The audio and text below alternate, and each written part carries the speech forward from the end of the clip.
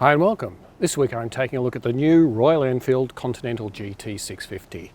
This is one of a pair of new models from Royal Enfield. There's the 650 Interceptor and then there's the Continental GT version. And the main difference between the two is this has high-rise clip-ons and slightly more rearward foot pegs. But apart from that, they are pretty much identical in every respect. Now my first impression upon getting on the bike is that this is a huge improvement over the previous model of Continental GT, the 500. There is probably roughly around 20 more horsepower on tap, and you really notice it. I mean, this motor is a true gem. It is probably the best motorcycle that Royal Enfield have produced. Suspension wise, it has conventional 41mm forks on the front, which are not adjustable for preload or damping. And on the rear we've got twin remote gas shocks, which actually do have preload adjustment, but there's no adjustment for damping.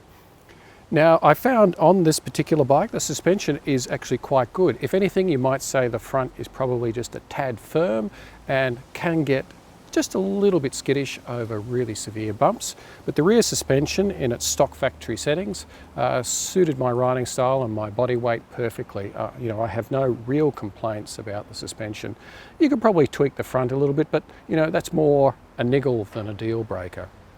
Now in the braking department, we've got a 320mm disc on the front that is gripped by a 2-piston sliding caliper, and on the rear we've got a 220mm disc with a single piston caliper.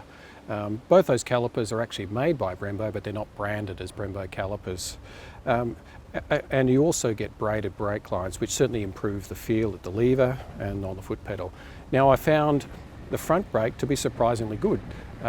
Usually bikes of this weight, and this bike weighs just over 200 kilos wet, you'd really think that a twin disc setup would be the go, but this single disc actually has a lot of bite and is more than a match for the horsepower characteristics of the bike. The rear brake also was good and was progressive and really good as a steadying brake when diving deep into corners. Now the bike is fitted with a 2-channel ABS unit, so there are no issues with locking up the front or the rear. Anyway, now I'm not sure whether you have any control over the ABS. I haven't looked into the manual to see if there are any adjustments for the ABS, but I suspect that there are no adjustments to the ABS. It's just as it comes. And I must admit, when you consider the price point of the bike, to actually get ABS is a good addition. Now the bike is fitted with 18-inch spoked wheels at both ends with alloy rims.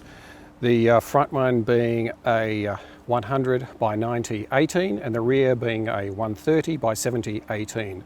And the bike is fitted with Pirelli Phantom Sports Comp tyres. But the only downside, of course, of running spoked wheels is that the bike does run tubes. So that is a bit problematic. If you have a puncture, it means that you're not going to do a roadside puncture repair with a tubeless puncture kit. You're going to have to take the wheel out and the tyre off the rim to repair a puncture. But then that's a typical problem with most bikes with spoked wheels. Now I found the steering is quite neutral. It's a little bit old school in that it doesn't have the same ability to change directions as a modern sports bike. But I think that's not so much a steering geometry as the fact that they're running 18-inch wheels, and with those slightly larger hoops you get a little bit more gyroscopic force, which will at higher speeds slow down your ability to change direction. Now the switchgear is pretty plain and simple. We've just got indicators, horn and high and low beam and passer on the left, and we've got the starter button and engine cutout on the right. And the quality of the switchgear is good. It's not extraordinary, but it's plain, simple and more than adequate quality. The instruments are analog. We've got an analog speedo and an analog tacho. We've got a little inset LCD display which gives our odometer and trip meter on the left-hand clock there, and the ignition key just sits front and center. All in all, the actual look of the instruments and the switchgear is very much period looking. Now the finish on this bike is really good. Royal Enfield have really lifted their game on the Continental GT and its brother, the 650 Interceptor. The chrome work is really nice. The paintwork has a beautiful look to it, and overall, you know, I'm more than impressed with the actual finish of this motorcycle. Wherever you look, I mean, it's not a $25,000–$30,000 motorcycle in its finish, but it certainly is punching above its weight in the $10,000 bracket with the level of finish on this motorcycle. Now, being a sporting motorcycle, the ergonomics are slightly different to a standard sit-up and bed cruiser. We have lower bars, though these bars are actually higher than the bars on the earlier 500 Continental GT. They sit just above the triple clamps, so they're a little bit more comfortable for day to day. And again, we have a more sporting seat. This one is actually fitted with the dual seat, not the single seat. And the only complaint I've really got is that the padding on the seat is probably a little bit thin, and you will certainly notice that on long rides. You will find you'll need to stop and have a bit of a rest along the way because the seat is probably just a little bit too thin and a little bit too firm.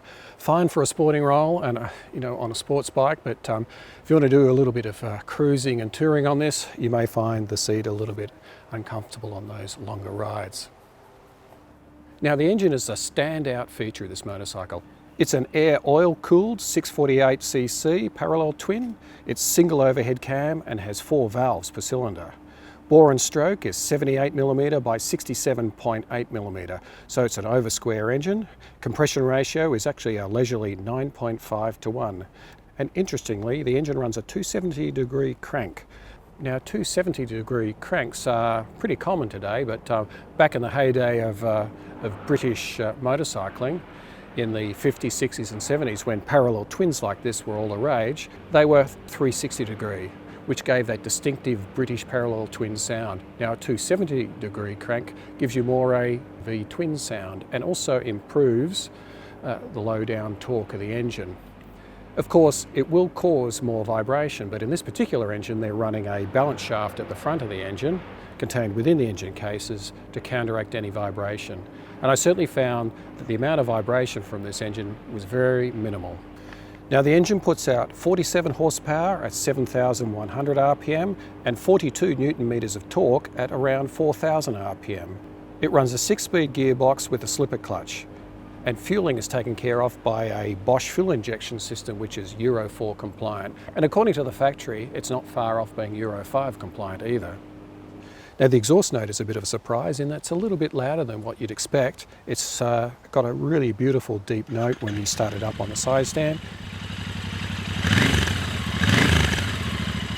But it's not intrusive, it's just a hint of that deep English sort of twin sound.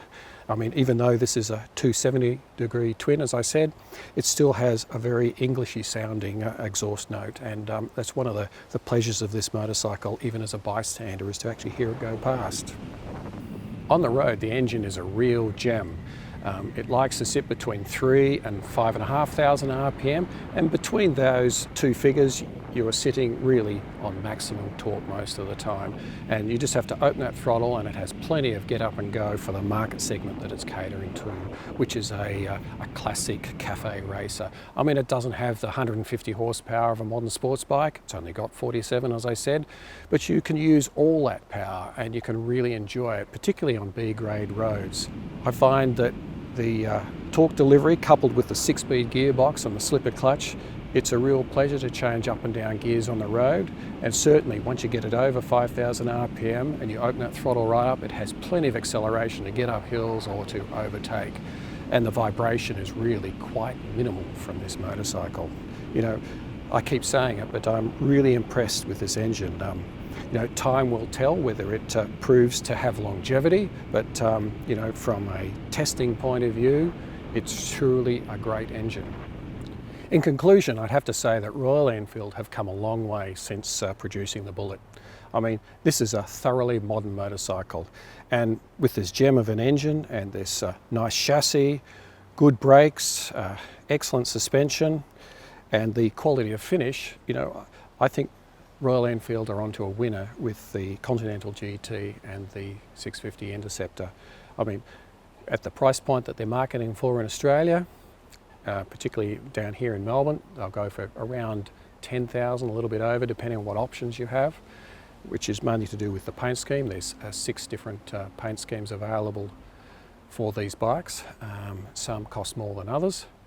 You know, I really do think that this is really a winning design. I'd certainly recommend it for a learner rider as well as an experienced rider, and definitely for the more mature rider who's looking to relive the past, maybe would like to own an old British twin but really doesn't want the maintenance hassles. This will give you enough of the experience that you will really enjoy yourself. And I have to say again, this is the perfect bike for our back roads around Melbourne, particularly up through the Yarra Valley, past the vineyards and those beautiful twisting pieces of asphalt that we have around our fantastic city down here.